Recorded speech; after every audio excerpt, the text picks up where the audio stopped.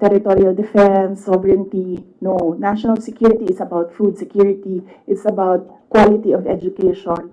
It's about poverty alleviation and everything else that we need to do as a country to get us out of this poverty rut.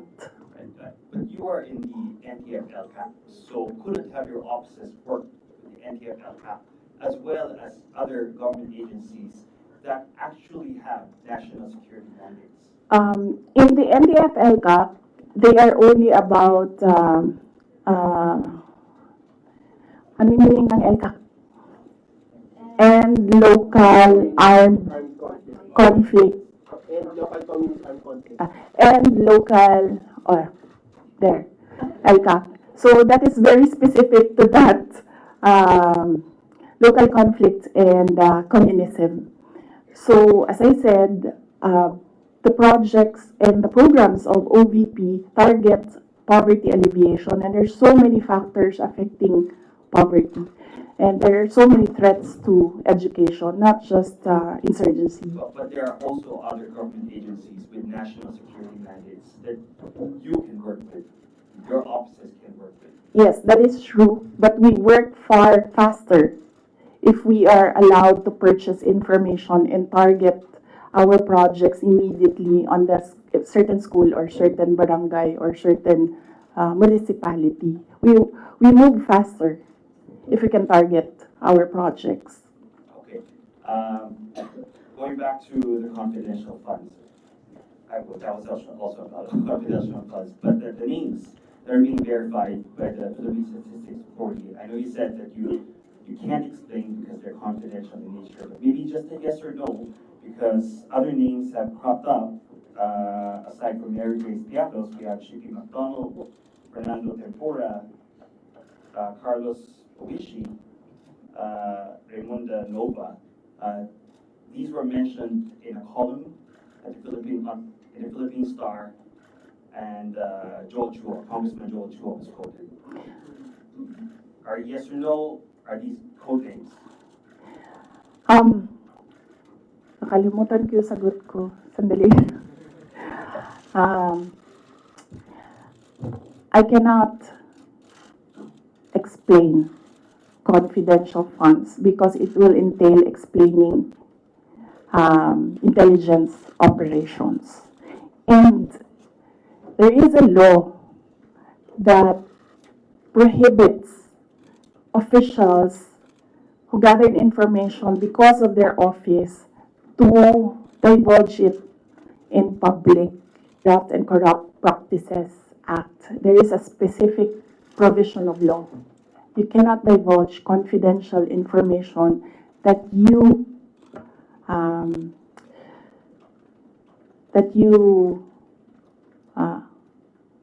received while in office.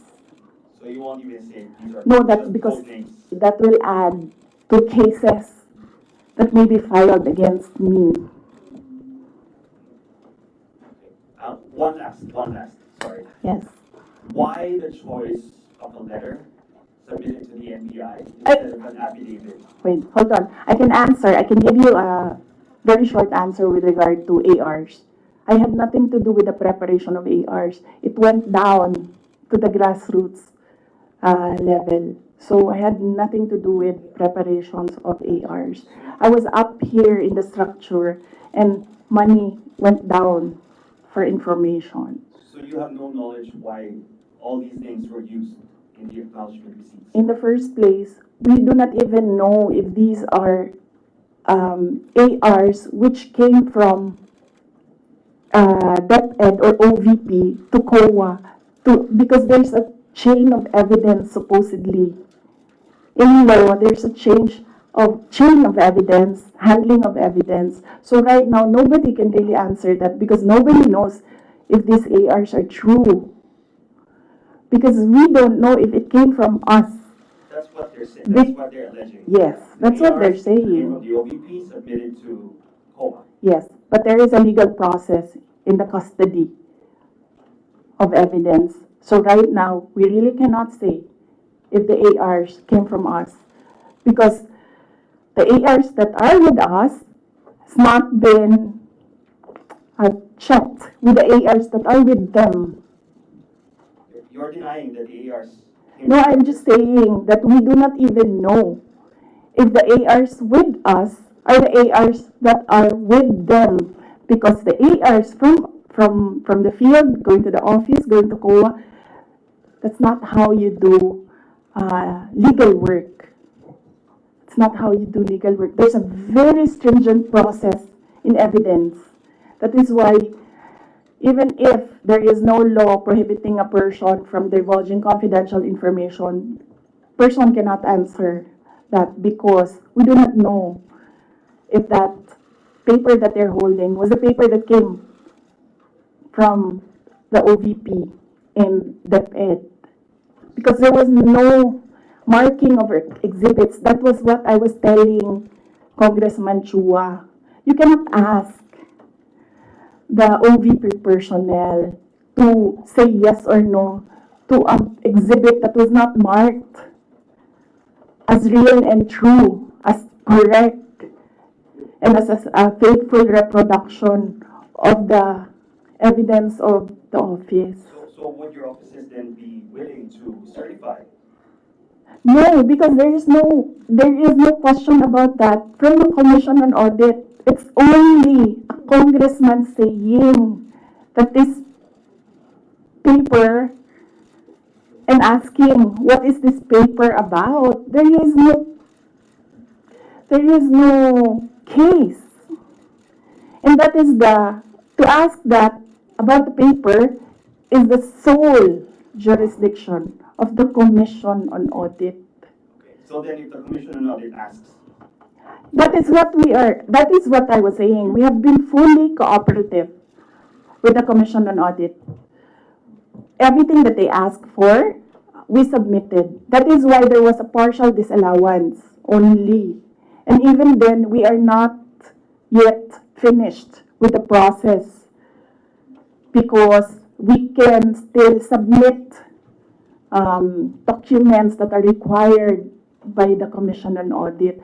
That is the problem right now. As I said, they are doing work that they are not that is not under the mandate of the House of Representatives. They cannot audit. They cannot question at all. They cannot make me answer and say that we represent the taxpayers and you have to answer. No, I will only answer to the Commission on Audit because that is the body who can ask us questions about the fund use.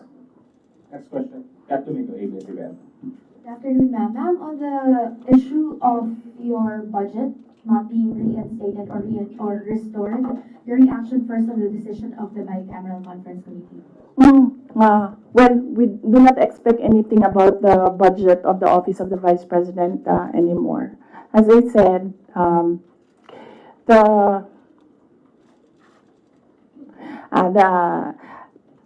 before I was saying that I am not the problem. I've been saying that I am not the problem. The problem of the Philippines is kahirapan, kagutuman, corruption, and all the other peace and order issues. But it is clear right now that they consider me as the problem already. So I will not help them solve the problem. Ma'am, a follow-up question. It's nearly January already. Your office will be filing a new budget request for 2026. How much do you intend to ask from Congress for 2026? We've not discussed that. We need to wait for the budget call because the budget call outlines the rules of your proposal for budget for your office. So we need to read the budget call before we can sit down and discuss a budget proposal for the Office of the Vice President.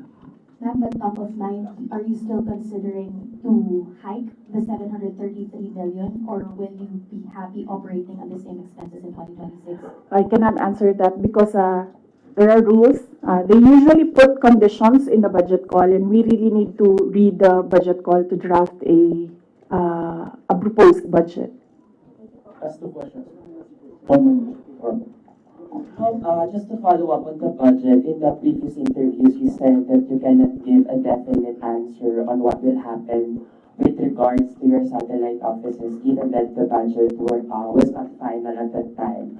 But given that the BICAM already decided not to reinstate your original proposal of 2 billion, what will happen to your satellite offices? There are around, I think, 10 satellite offices across the country. Yes, we have to see if we can continue with the projects that they are implementing. We need to see if the projects are still there, and then if they can still implement the projects. So that is something that we have to discuss with the execom of the Office of the Vice President. Nandun po ba yung possibility of shutdown? And then ano po yung nasabihan na po ba yung mga affected personnel just in case na magsha-shutdown nga itong mga satellite offices? Galing sa central office ng Office of the Vice President, wala kaming sinabi sa kanila. Pero since nababasa naman nila sa media yung nangyayari sa budget, I am sure that they are preparing themselves as well. Good afternoon, Christian. Ma'am, it was mentioned before na po-pull out yung security nyo at papalitan. Meron na po bang update dito? Tsaka sumulat po ba kayo sa your Yes, wala pang update doon sa pull out and replacement. Nag-aantay kami sa Armed Forces of the Philippines kung kailan nila gagawin yon. Yes, nagpadala ako ng letter sa Chief of Staff ng Armed Forces of the Philippines. Meron lang akong mga nilatag doon na mga requests. Pinakauna doon is hindi na kami tatanggap, hindi na ako tatanggap ng replacements. So kung magtanggal sila, hindi na nila i-replace. Iwan na lang nila kung ano yung maiwan. And kung wala mang maiwan dahil tatanggalin nila lahat, I already said that I will seek security arrangements outside of the Armed Forces of the Philippines already. Parang mag-outsource na kayo. I mean, kasi normally naman, di ba, pag Vice President, may naka-designate dyan from the AFP, from the PNP. So, dahil nga, yun nga, may pull out. And so, ang plano nyo para mag-outsource pa lang kayo? Yes, we are exploring private security services. Yes. So, my husband, ma'am. Huh? Would that be construed as a private? No, because there are professional security services. So that's not considered as a private army. And I do not know if these individuals are allowed to bring guns. So that makes them less of an army, ma'am, kung wala silang baril. Hindi ko alam yung sa professional security services. But that is one option that we are preparing for in case there is a pull out of the entire security detail from the Armed Forces of the Philippines. Initially, I asked my husband, and then he said that he'll make arrangements. Out of pocket, ma'am. How much are you estimating for that? Well, wala pa kaming we have not requested for proposals yet from service providers. We have not requested a proposal yet. So, but I think only Filipino organizations or agencies are allowed that kind of service within the Philippines. I think, Mama. I do not know. But I know that they are Filipinos, yes. Do you feel secure? No, I don't. Children? No, ma'am. No. But, no, I do not feel secure. As I said, that there's always been bias because when we see, say for example, DOJ, iniimbestigahan nila yung press con. Pero hindi nila iniimbestigahan kung bakit kami umabot doon sa press con na yon. Iniimbestigahan nila ang threat ko, no? Pero they've not ever investigated threats against me, which are all documented, but we do not give them the information because we don't trust them at all. Last two questions, right there for you. Ma'am, Hmm. kasi sabi po ni mga congressman po, ma'am, kasi parang contrived lang daw yung threat ninyo. Parang it's just an imaginary threat. Like for example, si Asidre nagsabi na imaginary daw yung threat ninyo, unlike doon sa sinasabi na threat daw, yung inyong threat to the first family and Speaker Romuald. So what's your take on this po? Kasi parang dinidismiss po ng mga congressman na kayo po ay nagkaroon ng threat sa inyong buhay. Parang sinasabi nila, parang imaginary lang yung threat ni Vice President as opposed to sa sinabi niya doon sa press conference. What's your take on this? Yes, we have documents, sir. We have screen caps, we have photos, we have police blotters, we have everything on file. But I never talked about it before because I felt na it was part of my job as Vice President. You get that? Aba? So, and it does not affect my work. So, all the more that it was inconsequential for me at the time. But right now, seeing that they are picking out words that I said and making a case out of it and saying that these are threats. So I think they should start with, where is this coming from? That is the question that they should ask themselves. But I don't think they'll ever ask that of themselves.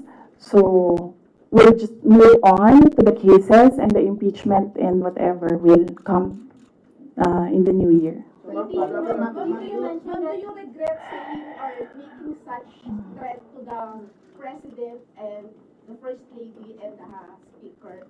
No, ma'am. Buti na yung alam nila, ma'am, na pag namatay ako, hindi talaga ako, I will not die in vain. If you mentioned the 2028 presidential elections, that all of the attacks of the Marcos government to you now is all connected to 2028. But the last time, a sitting vice president, a very popular sitting vice president, was investigated for corruption allegations and refused to respond in the public forum. Natalo po siya sa elections, and I'm referring to former Vice President Judge Marbilay. Ma'am, are you concerned that your enemies would be able to turn public opinion against you and it will hurt any potential plans of you running for president? You're leading surveys as earlier. I've not seen the recent surveys, but yes, that is what they are trying to do, turn public opinion. That is the strategy.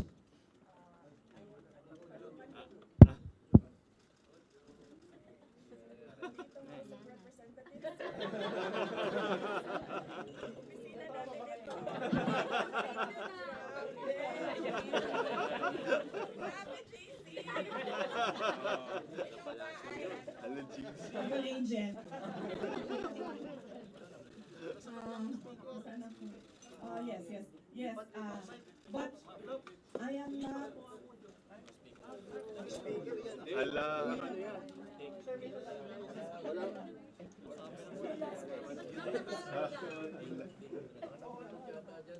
Walang audio, nando sa kabila speaker. Baka may nabulo.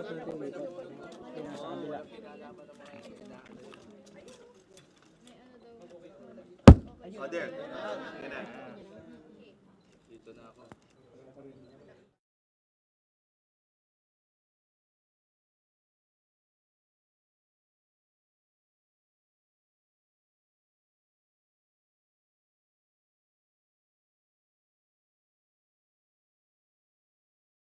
Yes.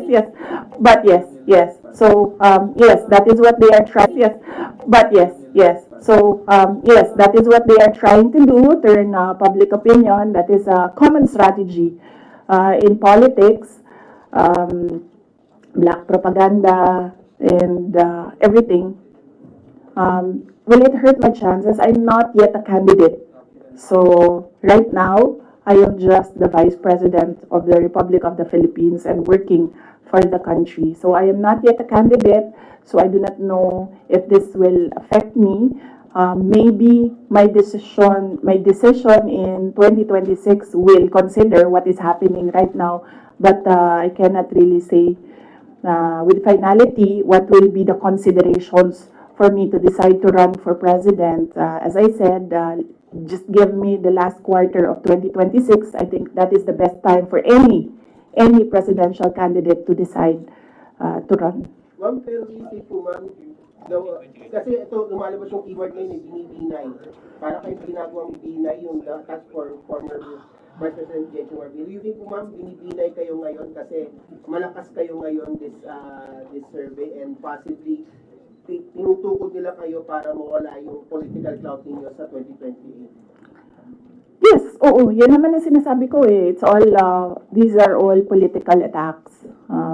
From the attack from the left on the confidential funds, the meeting with the Speaker of the House of Representatives, and the attack on the budget, and the other attacks that you see in social media. So these are all directed to remove me from the race, yes, and then of course remove me from office. Ay, that needs a sit down. Ay, naku. So talaga, sasabihin ko sa'yo, you know, paano ko nalaman na gusto ni, na plano or gusto ni Martin Romualdez na mag-president? Ay, naku. Halaga. Sasabihin ko sa'yo. And it is